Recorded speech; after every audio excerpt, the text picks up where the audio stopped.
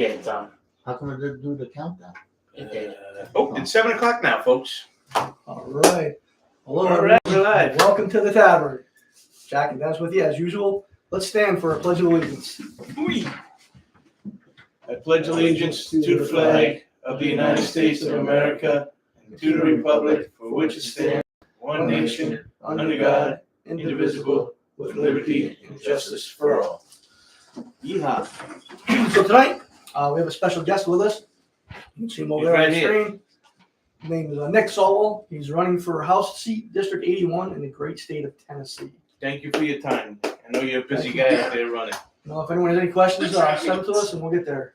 Yeah, we'll do any questions for him at the end so we don't interrupt his train of thought. You get these questions out, let him get them answered, and then at the end, if there's any questions, we'll read them off until we run out of time. So before we go, Nick, just want to let you know we're not the typical podcast host. We're not here to try to set you up one-sided. We're not here to catch you off guard. We're going to answer some questions so that people can get to know you and know there's other choices out there besides the Republican. Or Democrat, which in this case it's just you and a Republican, right? Yeah, yes, sir. So it's a two-person race, and this guy here, he's half of this race. That's right. It's a 50% chance. That's right. So we're glad you joined the show tonight. Why don't you tell everyone who you are, what you'd like to achieve, and why you decided to run for politics? Yeah. So like y'all said, my name is Nick Sawall. I was born and raised in Jacksonville, Florida. Moved up here to Tennessee shortly after getting out of the U.S. Army in 2012. So I moved here in 2013. Lived in West Tennessee for about almost 9 years now. So I decided to get into politics back in 2020. We had the COVID pandemic that came through, and I just wasn't terribly happy with the response. So we had significant government overreach from the legislative branch, mostly from the executive branch, and nobody seemed to be doing anything to stop it. So that's the role of the legislative branch, is to limit the power of the executive branch. Mm. So that's where I decided I just had to stand up and do something. So if y'all remember, in the beginning of the pandemic, there was a lot of talks of martial law. Like there was all kinds of stuff. We shut down businesses. We label people as essential and not essential, and that's just not how it's supposed to be in America. There was no constitutional provision to allow them to do this. Right. So not enough was enough, and I looked into what it would take to announce a run. So unfortunately, it was too late because the cutoff was in April of 2020 to get in the 2020 race. So I just started biding my time and figuring out what I needed to do to be in this 2022 midterm. So I officially announced my candidacy back in January of 2021. And I've just been slowly doing everything I can to get my name out there, going to all the community meetings, spreading the word. And everybody's tired. People are just tired of government and what they're doing. So it's time for the next generation, I like to say, to step in and step up and do what's best for our country. That's right. So you served in the Army. Thank you for your service. Thank you for your service. Any combat tours? Yeah, I spent all of 2011 in Afghanistan. Yeah, so I was assigned to 6th Cav, 1st Infantry Division. We were in Batika Province, Afghanistan. It's on the Pakistan border. So we did border security because that was a smuggling route for the Taliban. Okay. So we shut down that smuggling route and secured that area of operation. Awesome. Well, thanks again for your service. Tell us how the campaign's going.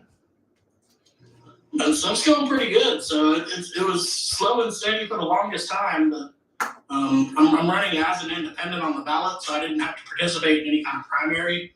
So once the primary was completed back in August, it was early August, and my candidate was officially ratified as the Republican nominee. That's when stuff's really picked up. So I've raised a couple $1,000s in donations. I'm in a pretty small district, so the whole district is about 65,000 people. In 2020, we only had about 21,000 votes cast in the highest count election in history.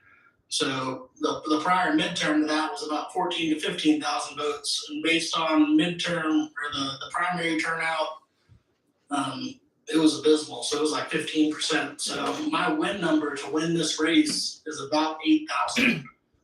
So I'm very, very confident I can get 8,000 people to show up to the polls and say, hey, we're tired of what this government's doing.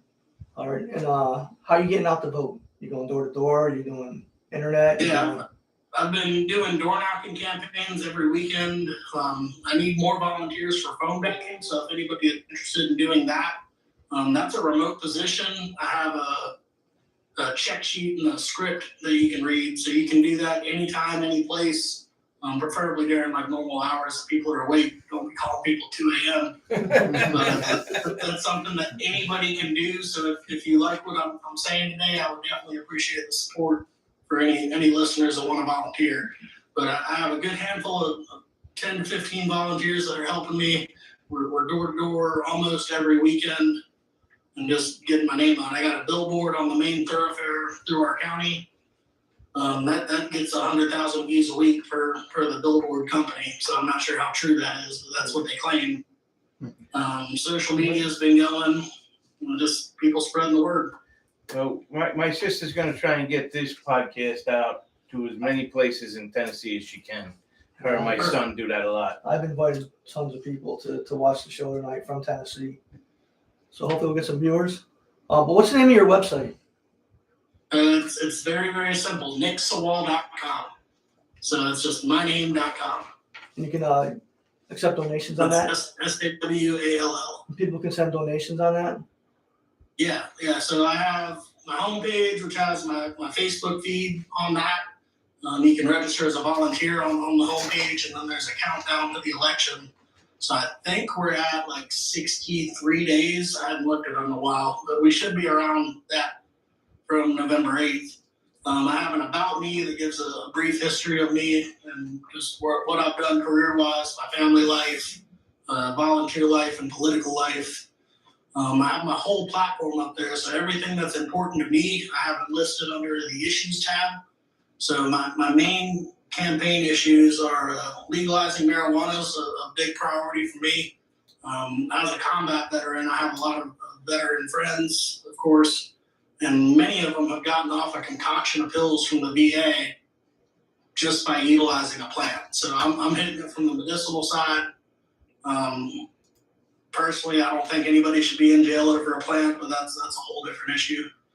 I would love to see a simplified legislation thing pass where we get rid of these omnibus bills that are hundreds and hundreds of pages covering a variety of topics that nobody reads, even the people passing them.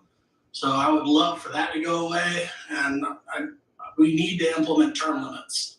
So I can't do that at the federal level from the state level, but if we can get started in the state and show that it can work, then I would love to have that pushed up to the federal level. So you don't have term limits in Tennessee, right?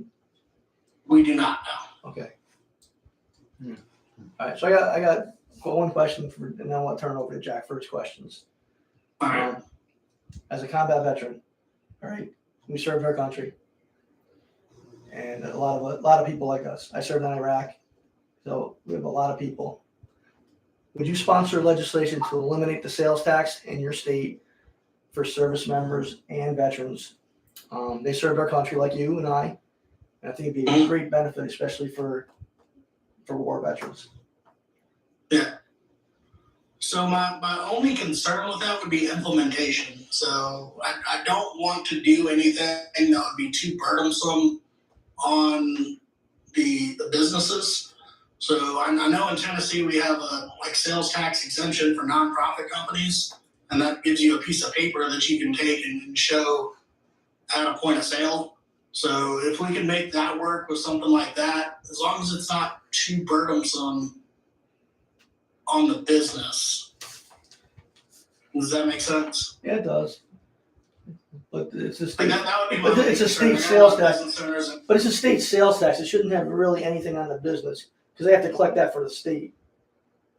Right, but exempting the transaction at the point of sale, that would have to be done for every transaction that you make. There's not a good way to do it.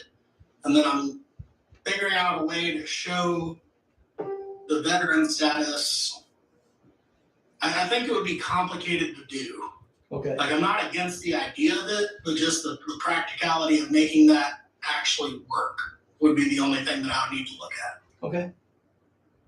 Okay. So in Tennessee, we have property tax exemption for 100% disabled. So I'd love to get that lowered to include more veterans.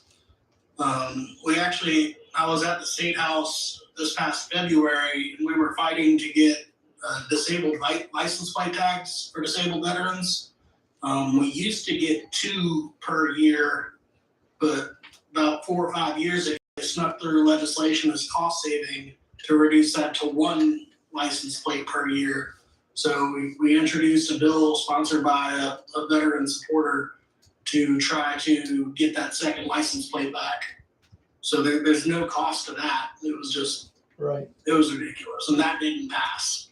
So it would be an uphill battle, but I'm definitely willing to fight that battle. Okay. Jack? You know, to go along more with that, we had done a podcast one time, and you know, a lot of the country says we want to help our veterans transition back to civilian life.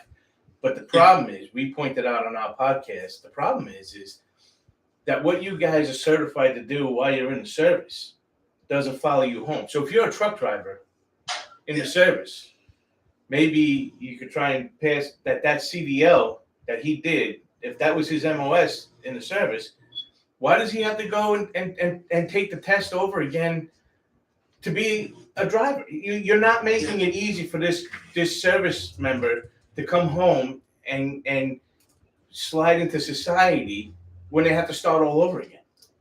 You know, why do you have to get your certifications and licenses that you've been doing already redone again? Maybe because we were talking about that the national government, you know, we were talking about pilots. You know, I had a buddy of mine that did the Coast Guard, and he wanted to get a 6-pack captain's license for fishing. He had to go to a Coast Guard class. The guy, you know, he walked in, the guy's like, I don't know what to tell you. You know, he did this for 10 years. I mean, it's the same way with combat medics. Like, at the minimum, a combat medic should walk away from the Army with, at the minimum, an EMT certificate. Right. Mm-hmm. Exactly. Like, just to walk in and be an EMT. At a minimum, it should be that. Because that does. They have to go.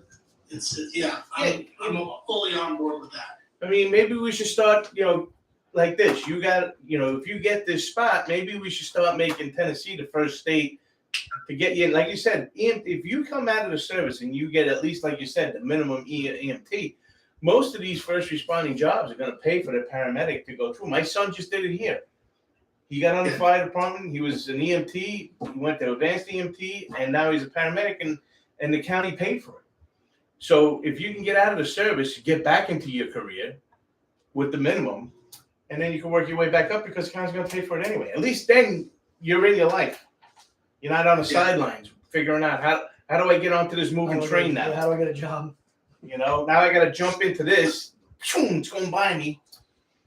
You know. Anyway, I'm sorry to bring that one up on you, but when Dennis was saying it and I was listening to you, I was like, you know what?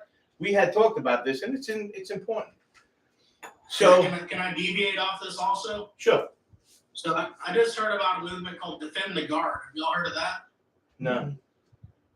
So Defend the Guard, the goal is to prevent the state National Guard, so like Tennessee National Guard or South Carolina National Guard, from being activated and deployed by the president without a official act of war declared by Congress. Well, So like when I was in Afghanistan, we had a couple guard units that were serving with us because they were activated from the National Guard and deployed overseas.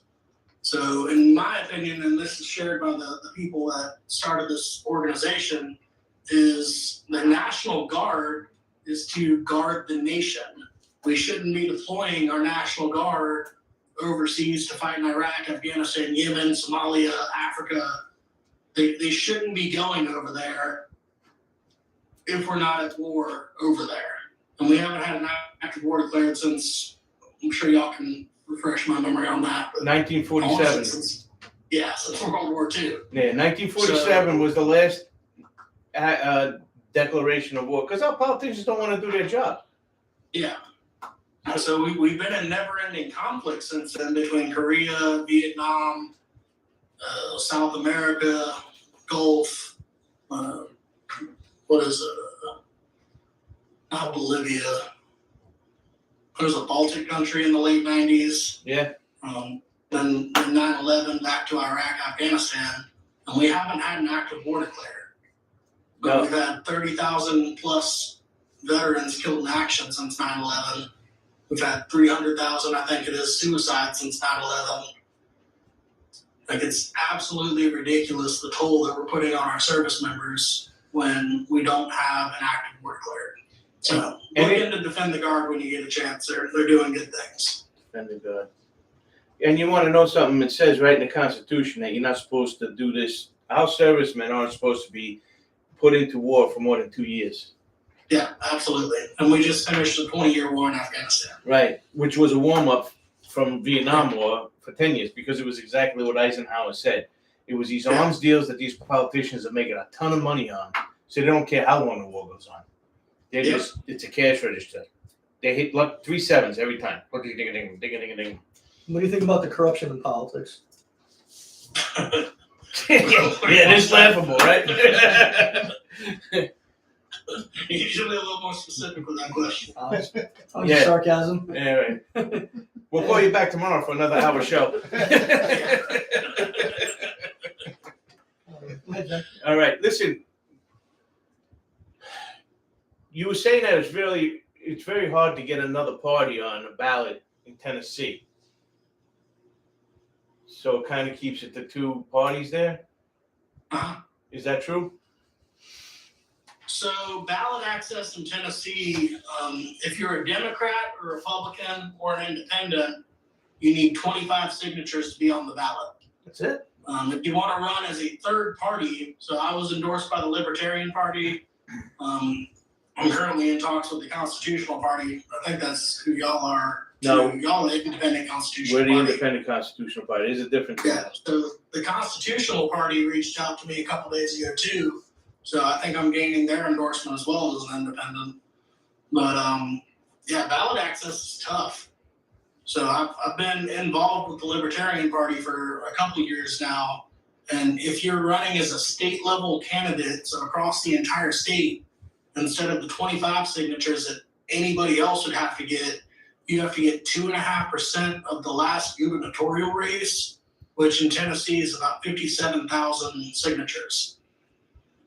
Jesus. So if it's a county level race like what I'm in, I need to get the 2.5% of the gubernatorial number for the county that I'm running in. So for Tipton County, that would have been 600 or so. But running as an independent, when I was collecting signatures, I only needed 25, but I collected 50, and I made sure to ask people, hey, you're a registered voter, make sure you fill this out perfectly. So I verified that they were all registered voters before I caught their signatures. They disqualified 18 of my 50 signatures and counted 32 of them. So if you follow that ratio to get to 56,000, that's 100,000, close to 100,000 signatures needed across the state. Oh my God. So now, if you get elected, you think there's any way to work on something in Tennessee to try and get a bill passed that will invite more open? Absolutely. So they've had a bill to reduce this. So this past session, they had it to try to reduce it to 0.5% instead of 2.5%. So that would have changed the 50,000 number to about 10,000. I think it was 12 or 13,000 actually. But yeah, that's failed legislation the past 3 or 4 cycles. So me being there as a supporter would help get that passed. But their justification for why this wasn't good on their end was absolutely ridiculous. So they said, well, if we allow other parties on the ballot, then we'll get the Communist Party, we'll get the Socialist Party, we'll get all these other parties that we don't want on the ballot. And then I was just looking at them like, well, if all you're preventing them from doing is being labeled as a socialist or as a fascist or that party, now they can run as an independent and nobody knows anything about them. So in my opinion, if somebody's a constitutionalist, if somebody's a libertarian, if somebody's a Green Party, I'd rather them run under a banner than as an independent, personally. Yeah. How about this though? How about this for an idea? You throw a little wrinkle at these guys.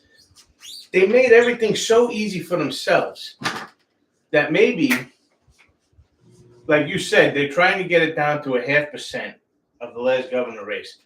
Maybe every candidate should have to do that. So even though you're a Republican, if you want your name on that ballot, hey, listen, you can run as, Santa Claus. I don't care, but you got to get the same signatures everybody else does. Enough with the easy street. You get right away. You're going into office taking, these two major parties are already ahead of everybody. Right. They don't have to do anything. We're here. Why? Why are you here and nobody else is here?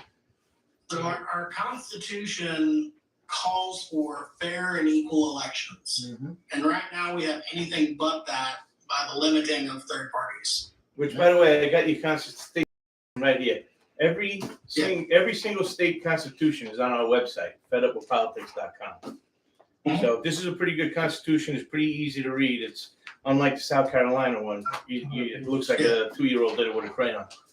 And we haven't had many amendments on ours either, which blows my mind because this year in November we have 4 constitutional amendments on the ballot. But that's just confusing to me. Like one of them is to remove slavery, which is already in there. I don't recall the other 3 off the top of my head, but they're very interesting that they got this far. Yeah.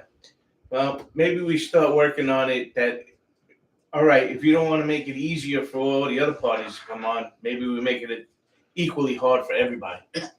Fair and equal. Yeah, there you go. Yeah. Why do you think politicians are dividing our country?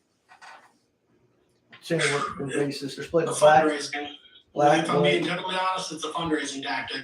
Okay. So when you can point at the other guys for doing something and say, hey, if you give me money, I will stop them from doing this, then it's guaranteed money that you have coming into your election fund. Okay. We had done a podcast, and Dennis is always a good figures guy, and he always looks up the numbers, and he found out that the incumbents running for office get 70% of big business donations.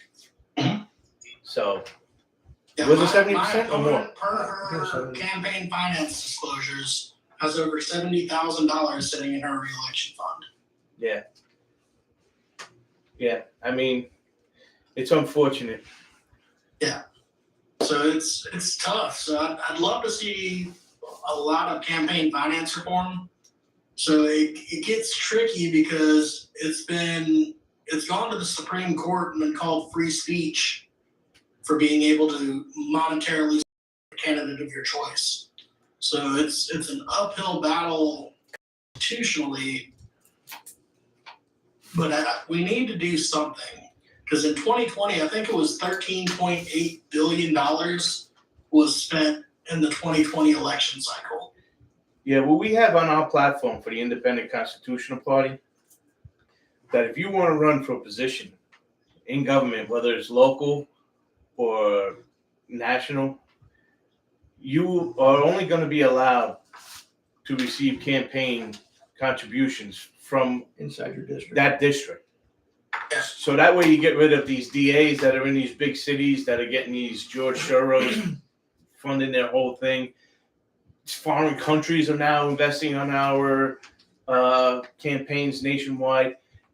It has to be, listen, if you're running for a U.S. Senator in South Carolina, you cannot take one nickel outside of them borders.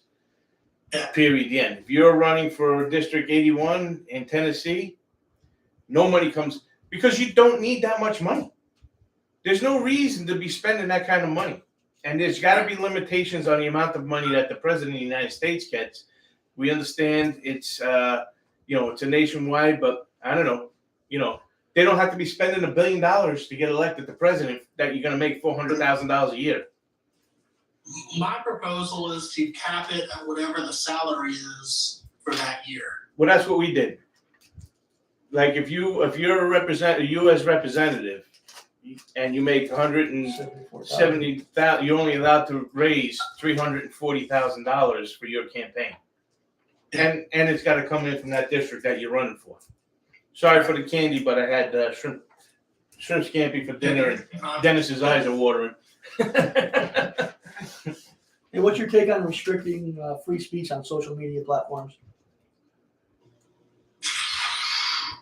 Depends. So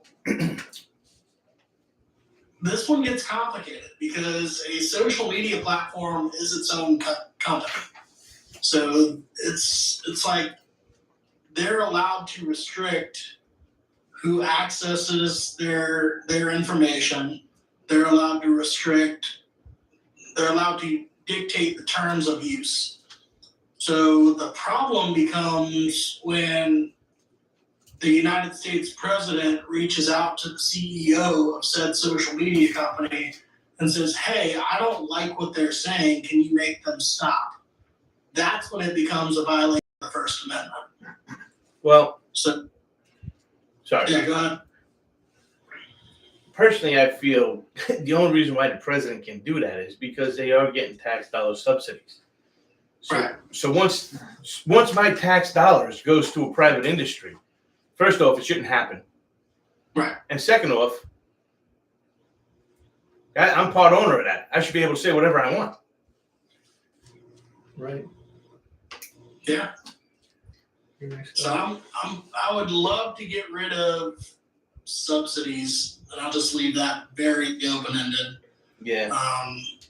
Yeah, I mean, that's a federal thing, and you're running for state, so. Yeah. But like I said, it's complicated being it's a private company and they can do what they want. But when they're influenced by the government, that's when it becomes a problem. Yeah. So like these That's when it fact checkers becomes- and all that, I feel like they're non-profit organizations. So I don't like a lot of what's going on, but again, it's out of the scope of me as a state representative. Yeah, right. Sorry for running down a rabbit hole, but yeah, it is a problem. I have a question, if you don't mind, if you want to spend a little time. I mean, I'm hoping it's an easy question that we don't have a problem next. But do you guys have a woke or CRT problem in the public schools of Tennessee? It depends who you ask. So our local Republican Party loves to say that we do. I personally haven't seen it. I have a third grader at a local elementary school. It is illegal in the state of Tennessee to teach CRT. That passed in the 2020 legislative session. All right, good for you guys. So if you see CRT or something you suspect is CRT, then there are methods of reporting it and getting that removed if it's investigated and determined to be CRT. So CRT is one, in my opinion, it's one of those buzzwords that people see race being taught, but it's not always CRT. I mean, history So should be I might have a little bit liberal standpoint on this one, but American history is jacked up. Like we as a government and as a nation have treated people of color unfairly for a lot of our history. And I think that needs to be taught so that we don't repeat those errors. So like the Tuskegee experiments, I don't know if you've heard of those. Mm-hmm. The Tulsa Massacre in Tulsa, Oklahoma.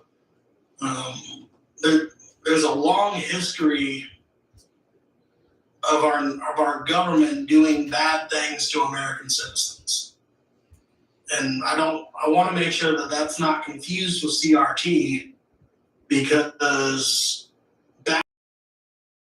we're not saying that anybody learning about it is responsible.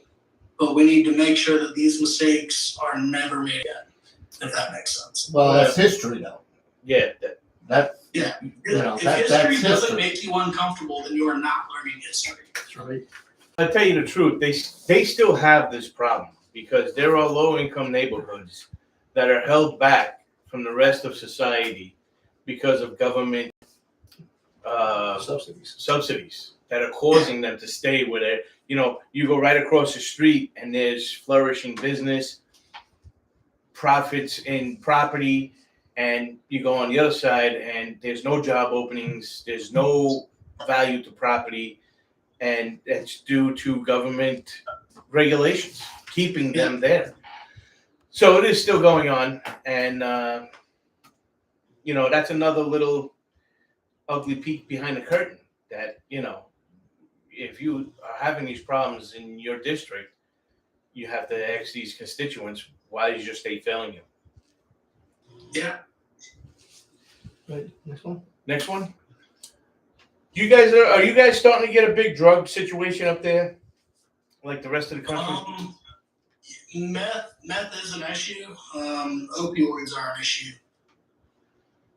Yeah. So this gets back. We have failed the war on drugs. Drugs have won the war on drugs. So I agree with that. I get called a radical for my approach and how I'd like to address it. But I think we need to switch from being targeting and criminalizing to helping medicinally. So it'll take. I don't like what they did out in Oregon, where they just decriminalized everything without the support network needed. But we need to transition away from drugs just being a punitive charge and go towards medically treating addiction and helping those that are suffering from addiction. What do you think about the best way to get rid of drugs out of this country is stop the government from profiting from it? Because they're making huge money. I mean, you can't find a Havana rum or a cigar in this country if you look day and night. So if the federal government and local governments stopped making money on these programs that they are putting out there for these rehab centers that are there, maybe they'll be like, hey, we got to get rid of this. This is not beneficial to my stealing anymore while I'm in office. Yeah. So again, this gets back to the conspiracy theorist in me. But the crack epidemic of the 80s and 90s was CIA funded. Like, it's all, I can go on conspiracies all day. But I think we all can. we gotta do better. We gotta do better. That's all I got. We got to stop holding people back. We got to give everybody a fair opportunity to get the dream they deserve. It's not happening with our government officials right now. In state, local, county, you know, federal, it's not happening. You know, people are being left behind because these politicians only want to get rich off of us. Unless we stand united together, nothing's ever going to change. And a campaign like yours, you know, and an independent side, you're showing people that, hey, there's issues out there. We don't have to go Republican or Democrat anymore. We can do independent. You know? Yeah, and most people, I think, are independent thinking. So if you look at the political spectrum, you have about 10% that are on the far left and 10% that are on the far right, and they're screaming over everybody, saying everybody needs to believe the way that they do, when 80% of the country does not care. Like, they just want to be left alone. They want what's best for their family. They want a good job. They want a safe house to live in. And they just want to do their thing and live the American dream. But we have these politicizing issues that these people on both sides are screaming at, like abortion, like CRT, the war on drugs. Like, it goes, they have these talking points, and that dominates everything. And in the meantime, they're running up $30 trillion in debt. We're all over the world being the world's police force. We can do better. Yeah, well, it's hard to imagine us doing worse. Yeah. Is there any questions over there, guys? Mike? Well, we got Margaret. She was saying when you were going on with the the education, she says history is always needed to be taught, but not altered. And I think that is perfect right there. All right. Yeah, like I'm 34, so I was in high school 30 or 16 years ago. I don't remember getting a lot of civics classes. Like when we were in history classes, we went from Columbus sailed the ocean blue in 1492 to we might have got to the 1800s. So we never covered the Civil War. We never covered World War II. We barely got to the Constitution and the founding of our country in U.S. history, just because of how the setup was. So we need to go into it. Like, I'm not personally a fan of the government-funded schools anyway, public schooling. Like, I'm a public school kid. And it's the best system we have at the moment, but we greatly need to improve on the situation in the long term. Yeah, there was a civics study out there because civics is not being taught in school to the point where only 1 in 4 students can name one branch of government. Yeah. Go ahead, Mike. Margaret says, how will you help your constituents with the drug issues and the implementation of these rehabilitations within your district? How will you do better? Did you get that? Okay. Yeah, I think I heard him. I'd like to provide or come up with more partnerships with our community. So in our county, we're Tipton County out here in West Tennessee. We have a great group called Drug Free Tipton, and they're a local nonprofit. And they do awareness and prevention measures for addiction. They give away a lot of like pill lock boxes, and then they just talk with people about the different issues about securing your opioids if you have them. A lot of it's prevention based, but I'd love to see more mental health stuff in our area.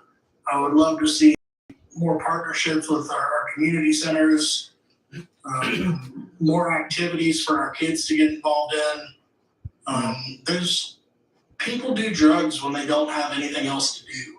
Yeah. So I'd love to provide more community resources to give them something productive to do right. in lieu of doing drugs, if that makes sense. Mike? That will help your homelessness too. Yeah. Yeah. And also, you would still go We after don't have a the. huge homeless problem here, but we have a handful, and most of them are taken care of at a local church. But that's very limited funding. And I was actually talking to our one of our mayors about that a couple weeks ago. And you would go after the dealers that were hard, right? The ones that are dealing the drugs. Yeah, so our sheriff's office is very proactive on going after our drug dealers in the area. Okay. They like to publish them on Facebook. What's your thoughts on this attack on police today? Is it bad in your county or? So my county is just north of Memphis. So we have Shelby County right here. Our southern county border is Shelby County, which is Memphis. Okay. So in Tipton County, we don't have that problem. In Shelby County, we have that problem. So I wish I had a better answer for it. So we definitely need to improve community relations. I'm a big fan of openness and what's the other word? I've had a long week. Hey, campaigns aren't easy. Yeah, keeping everything publicly accessible. Openness. There's a word for it. Transparent. I'd love to improve. Yeah, transparency. That. That's the word. So. Do you think that the community has a hard time understanding the law enforcement or our elected officials saying there's a problem?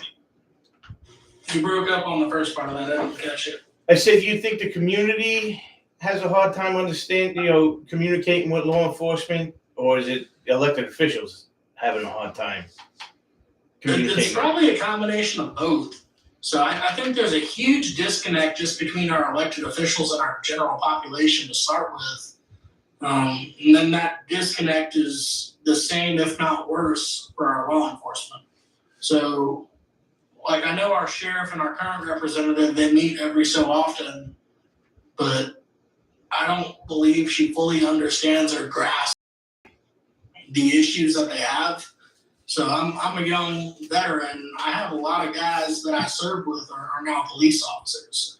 I have 15, 20 buddies that I hang out with regularly that are police officers. So I understand what they go through on a day-to-day basis and what they actually need to do their jobs better. So I definitely feel I would be able to help from the political side, from politician to police. But we need more community involvement just across the board. So I think I was saying this earlier before we started. People don't care anymore. Yeah. Like the general population, they just want to be left alone. They want to show up at the polls, vote, and then trust whoever takes over to do the right thing. We need to hold our politicians accountable. So we need to be involved. We need to have community meetings. We need to pay attention to what's going on in these sessions. We need to know these bills that are being passed. And right now, that information is not being distributed by our elected officials in an efficient manner. So Tennessee at the state level does pretty well, where everything's accessible and you can live stream, or they live stream every session. So you can watch it if you know how to. But there's not many. We have one representative out in East Tennessee that does pretty well, where he'll translate the legalese of the bill into normal words so people can understand it. And he shares pretty regularly on his Facebook what actually is going on at the Capitol. Yeah. We need more of that. Yeah, that's true.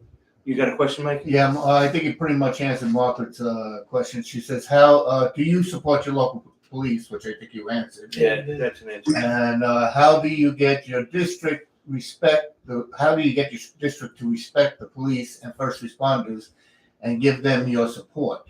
Yeah, well, he answered. He answered You all pretty that. much answered that too. Now she said another one. We need a local media to tell all sides of what is happening and not favor one side.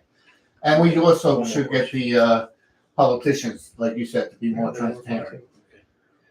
Transparency, that's the word I was looking for. Yeah. Right. Nick, I got one more question for you, and I think Dennis does too, if that's okay with you. Yeah. Your counterpart that's running for office against you, are you planning on a debate? So our local newspaper is the Covington Leader, and they have a debate scheduled for early October. I think it's October 6th. So she is invited. In the past 10 years since she has been in office, she has never attended. Wow. But she's never had an opponent. So I will be there. She is invited to be there. I would love for her to show up, but I'm not going to hold my breath. So, if you can ask her one question if she shows up, we asked the local guy here that is now running for U.S. representative. As he was a new South Carolina legislator, I asked him how often has he heard from the local U.S. representative who was Tom Rice at the time, and now 2 state senators. And he said, never. He's never heard from them. And I had asked him why. And he's like, they just never show up. And I asked him, well, why didn't you request them to come down? Or put in a bylaw that they have to meet you at least once a quarter at the State House. See if she's ever heard from any federal elected officials to get back to your constituents to see, hey, I'm your U.S. representative here. You want me to bring anything back to you, D.C.? And if she hasn't, why not? I think it will find she'll be a little stumped on that question. So I actually can already, I know she has. So that's something that her and I, we talk occasionally. We have a good working relationship, I'd say. She reminds me a lot of my mother, which is kind of weird. She's a very, very sweet lady. I love this to death. But overall, we have a couple of key policy differences, and I think it's just time for her to step back. So I have no intent of attacking her or doing anything like that. It's just time. Well, that's Like good I said, that it's time for the new generation to step in and step up. well Tennessee's doing a better job than South Carolina then. That she's doing, your U.S. representatives at least are coming back home and talking to you. Ours are not. Yeah, they do better during election season. I will say that. Yeah, they don't even do that during election anymore. They don't take our money or nothing. I don't know where they're getting their money, but I mean, when Lindsey Graham ran last time, what was it, $100 million? They on a state senate race, $100 million. Yeah, they just redistricted our federal Congress out here, so our county is now split in half. So we share the Democratic federal representative is Steve Cohen.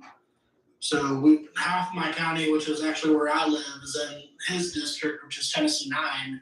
And then the other half our whole county was formerly Tennessee 8, and now the other half is still Tennessee 8. That's under David Kustoff. Right. But it was the Republican House of Representatives that voted for and approved this redistricting map that put half our county now in a Democratic district. So there was a lot of people upset about that, and I gained a lot of traction on my campaign because I was the only one that was talking about it. Yeah, good for you. Good. So how are the news media outlets been? They've been fair and giving coverage to you? Equal coverage as she gets?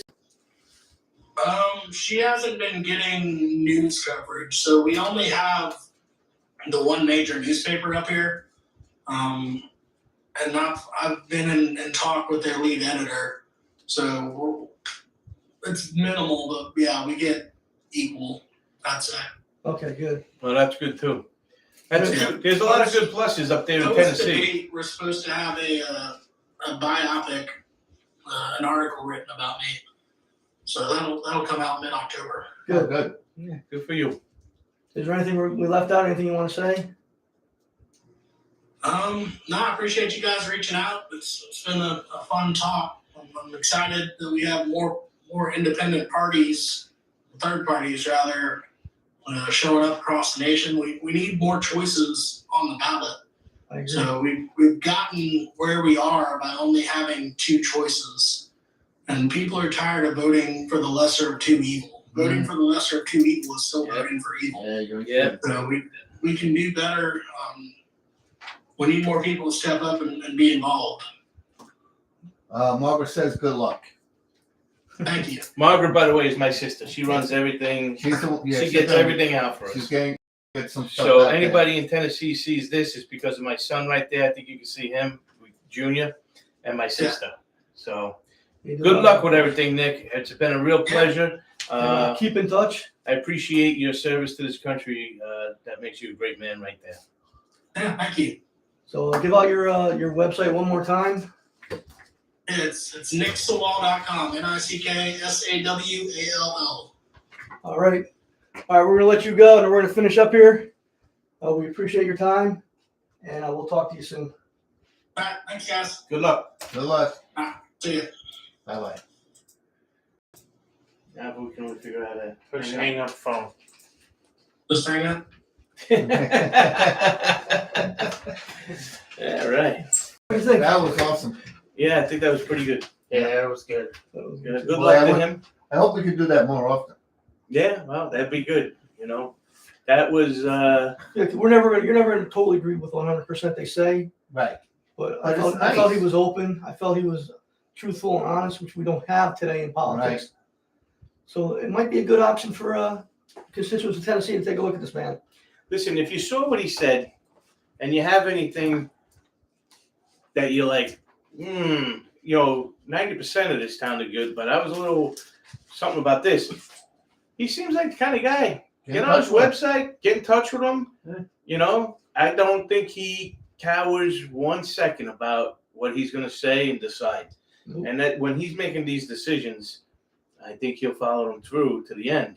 If you agree with him or not, that's up to the folks in District 81. I think he'd be a good choice for you guys. So I got any last thoughts? No, I'm good. I had some stuff, but that's fine. We're good. All right. So again, thanks for joining us, everyone. Mike, you got something? You got I prep? didn't get that far yet. Oh. Again, Again, if you like what Nick talked about, hit up his website. You heard it a couple times on there, nicksawall.com. There's just a chance for your other choices out there better than the ones we currently have. We must stand up for what we believe in. we have to stand united. And politics will never change if we don't. You know, we're fed up with these people. And we know there are millions of you like us, like Nick. Yeah. All right? It's time to rise up and vote these career tyrannical politicians out of office. Mike, can you bless our podcast, please? All right. Every once in a while, we should pray a prayer from God's words, our Bible. They are very strong. They're very strong prayers. And this one is from 1 Timothy 2, 1 through 4. Okay, let's pray. I exhort, therefore, first of all, supplications, prayers, intercessions, and giving of thanks be made for all men, for kings, and for all that are in authority, that we may lead a quiet and peaceable life in all godliness and honesty. For this is good and acceptable in the sight of God our Savior, who will have all men to be saved and to come unto the knowledge of the truth. We pray this in Jesus' precious name. Amen. Amen. Hey, always remember, knowledge is power. Thanks for listening. We'll see you next Thursday at the tavern. Good job. See that? That was good.